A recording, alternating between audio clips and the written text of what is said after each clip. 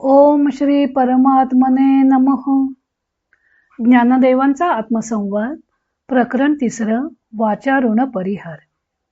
ज्ञानम बंधहा भाग 1. ओव्या आहेत 16 आणि 17. ज्ञानदेवानी बंध व मोक्ष हे दोन्ही काल्पनिकच असल्याने दोन्ही कसे मिथ्या आहेत ते स्पष्ट करण्यासाठी आपल्या म्हणण्याच्या पुष्टीकरणार्थ शिवसूत्रांचा हवाला देत आहेत.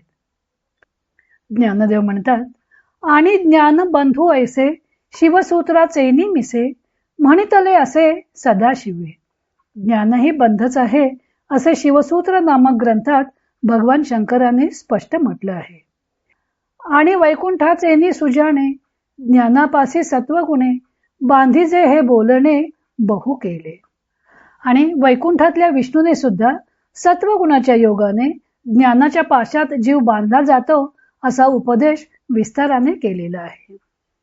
स्वामी स्वरूपानंद याचा अभंग रूपांतर करताना म्हणतात, ज्ञानबंध ऐसे तया लागी नाव देई सदाशिव शिवसूत्री.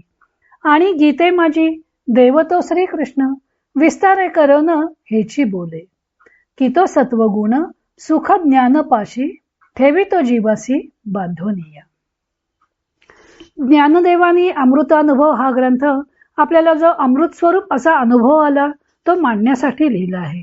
या प्रकरणातील पहिल्या सर्व विवेचनात त्यांनी वाचेचे ऋण काय असते ते स्पष्ट करत असताना अविद्येचा नाश करायच्या आधीच वाचा कशा मृत होतात, मग आधीच मृत झालेल्या वाचांनी अविद्येचा नाश केला हे म्हणणे बरोबर होईल का?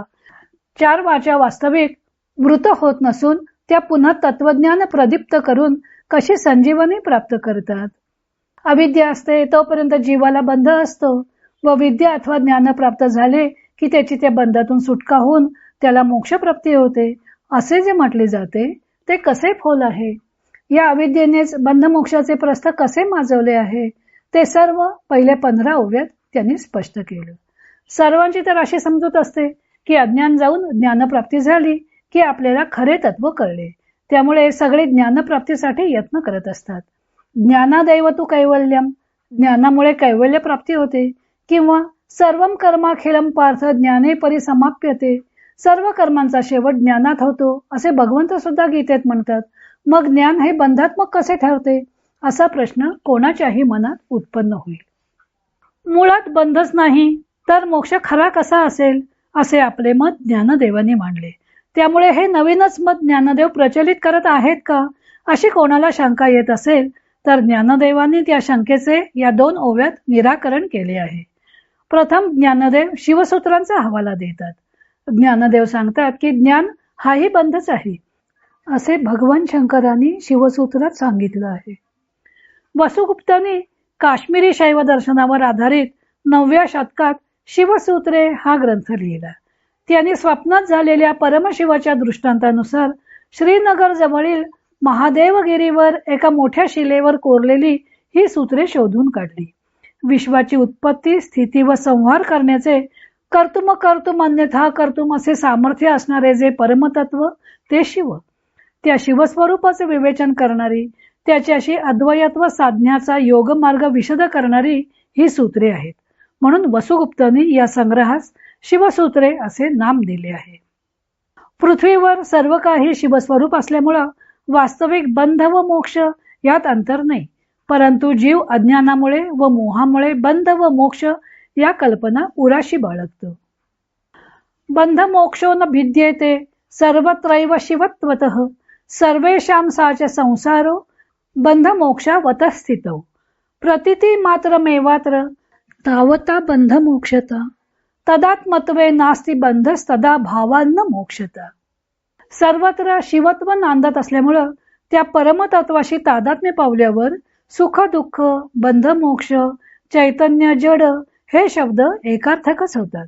या आपल्या नैसर्गिक स्वरूपाची ओळख करून घेणे म्हणजे मोक्ष. तादात्म्य झाले म्हणजे मी ज्ञानी अशी वेगळेपणाची भावनाच राहणार नाही. जोपर्यंत मी ज्ञानी असे वाटते तोपर्यंत अशी तादात्म्य स्थिती प्राप्त झाली नाही हे कळून येते. त्यामुळे असे वाटणे हाही बंधच आहे असं शिवसूत्रात सांगितलं आहे. पहिला शैव परंपरेत मान्य असलेल्या शिवसूत्रांचा आधार दिल्यावर ज्ञानदेव वैष्णव परंपरेत मान्य असलेल्या भगवद्गीतेचा आधार देतात. भगवंतांनी गीतेमध्येही ज्ञान हाही बंध असं स्पष्ट म्हटलेलं आहे. तत्र सत्वम निर्मलत्वात प्रकाशकम नामयम सुख संगेन बदनाती ज्ञान संगेन चानघ. भगवंत सांगतात की सत्वगुण निर्मळ असल्यामुळं प्रकाश उत्पन्न करणारा व विकाररहित आहे ही गोष्ट खरी, पण तो सुख व ज्ञान या संबंधीच्या अभिमानाने बंध उत्पन्न करतो. भगवान श्रीकृष्णाने सविस्तर विवेचन केलेलं आहे. सत्वगुणापासून ज्ञान निर्माण होते, त्यामुळे ज्ञानही त्रिगुणात्मक ठरते. त्यामुळे या ज्ञानाला मोक्ष म्हणता येणार नाही, म्हणजे मोक्षही बंधरूपच ठरतो. आत्मज्ञान या समासामध्ये आत्मन आणि ज्ञान असे दोन शब्द आहेत. आत्मस्वरूपाचे ज्ञान ते आत्मज्ञान, स्वस्वरूपाचा बोध करून घेणे म्हणजे आत्मज्ञान. आत्मा हा स्वसंवेद्य आहे. त्याला जाणून घेऊ गेल्यास या आत्मज्ञानाच्या प्रक्रियेत आत्मचैतन्य म्हणजे मन, बुद्धी, चित्त, अहंकार अथवा देह नाही याची जाणीव होते. मग आत्मनिरीक्षणात या सर्व गोष्टी अर्थशून्य होऊन जातात व स्व हा सर्वशून्यवत होऊन जातो. मग उरते येते केवळ निखळ आत्मज्ञान. एरवी ज्ञान हा फक्त एक शब्दच असतो आणि शब्द हे बंधात्मकच असतात. त्याचे विवरण पुढे ज्ञानदेवाने केलेच आहे. ज्ञान शब्दाने बोधित होणारी वस्तू ही ज्ञान शब्दापेक्षा वेगळी आहे. ज्ञान झाले तर त्या आत्मवस्तूचा अनुभव यायला हवा व जेव्हा अनुभव येईल तेव्हा अनुभव घेणारा त्या अनुभवात विलीन होऊन जाईल. म्हणून मी ज्ञानी आहे असे जोपर्यंत वाटत असतं तोपर्यंत ते शब्दाश्रित ज्ञान हाही एक बंधच ठरतो. ही अनुभवाची गोष्ट आहे. तेव्हा ज्ञान हा शब्द वेगळा व त्या शब्दाने बोधित होणारी वस्तू वेगळी आणि ती शिवाने किंवा श्रीकृष्णाने सांगितली म्हणून मान्य झाली पाहिजे असे नाही, तर जो अनुभव घेईल त्याच्याही हेच प्रत्यय असेल असे ज्ञानदेव पुढच्या ओवीत स्पष्ट करणार आहेत. तो भाग आपण उद्या पाहू. इतर अनेक ग्रंथांचा आधार घेऊन ज्ञानदेवांच्या अमृतानुभव या ग्रंथाचं लेखन व वाचन सौ मनीषा अभ्यंकर मिरज यांनी केलं आहे. हरिओम तत्सत.